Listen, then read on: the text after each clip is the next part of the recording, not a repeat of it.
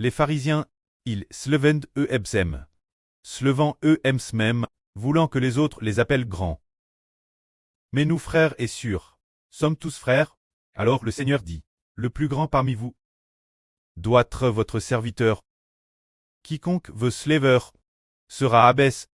Quiconque veut être votre serviteur parmi vous sera leuve. Alors parmi nous tous frères et sœurs, le plus grand, que doit-il faire?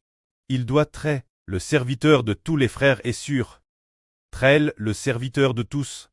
Si quelqu'un veut slaver, il sera au contraire abbesse. Si quelqu'un veut parmi les frères et sœurs, Trel, le serviteur de tous, il sera au contraire l'œuvre par Dieu. Alors nous disons treprearte, un serviteur, trepearte, servir les frères et sœurs. Finalement, le pré élevera les frères et sœurs. Et puis, nous sommes prétestres des serviteurs, prtestres des personnes humbles, seront au contraire grandement bénis par le précleste. Le travail que nous faisons, donner beaucoup, servir les frères et sœurs comme un serviteur abondamment. Finalement, très au contraire, grandement bénis par le précleste. Regardons maintenant concernant les pharisiens. Fermez la porte du royaume des cieux devant les gens. Qu'est-ce que cela signifie? Lisons cela. Scribes et pharisiens. Malheur, vous hypocrites. Car vous avez enlevé la clé de la connaissance, fermant la porte du royaume des cieux devant les gens.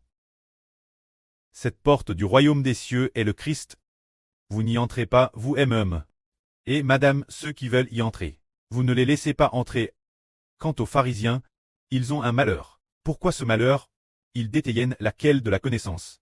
Ce qu'on appelle la quelle de la connaissance, c'est la vraie de la Bible, le contenu de la Bible, ou les principes de la loi. Mais bien qu'ils aient ces paroles des livres prophétiques, alors, ils ferment la porte du royaume des cieux devant les gens.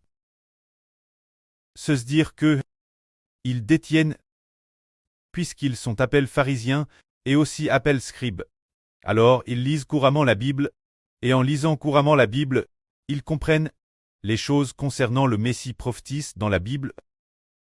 Ceux qui lisent couramment la Bible, ils prennent de tenir la quelle de la connaissance, alors ils disent devant tout le monde.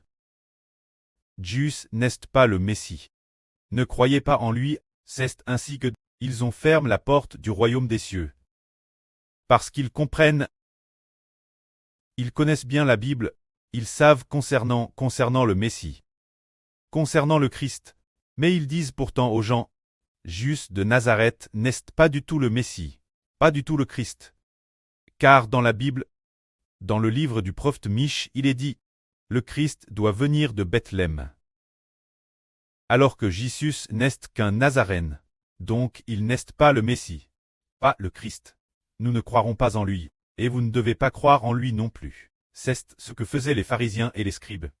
Refusant eux-mêmes de croire en Jésus, pour entrer dans le royaume des cieux, ils ne permettaient pas non plus aux autres de croire, c'est pourquoi on dit « Malheur de telle personne ».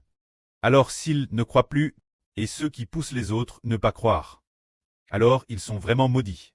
Ceux qui ne croient pas en Jésus prieront, mais ceux qui croient en Jésus pourront vraiment entrer dans le royaume des cieux. C'est ainsi que sont les pharisiens, détournant librement les gens du Christ. Quel est le but de délaisser le Christ? Ils se disent, si tout le monde croit en Jésus, alors qui croira encore en nous les pharisiens? S'ils se tournent tous vers le Christ, alors notre religion pharisienne n'aura plus d'adeptes. Ils empêchent donc librement les gens de croire en Jésus. C'est pourquoi le Seigneur dit qu'ils sont maudits. Tout comme les gens d'aujourd'hui, l'avenir, beaucoup empêcheront de croire aux frères Eshber. Ils craignent qu'en croyant aux frères Eshber, les fidèles de leur religion ne diminuent. Alors ils seront maudits, s'ils font obstacle. Que la gloire soit auprès et au Seigneur. Amen.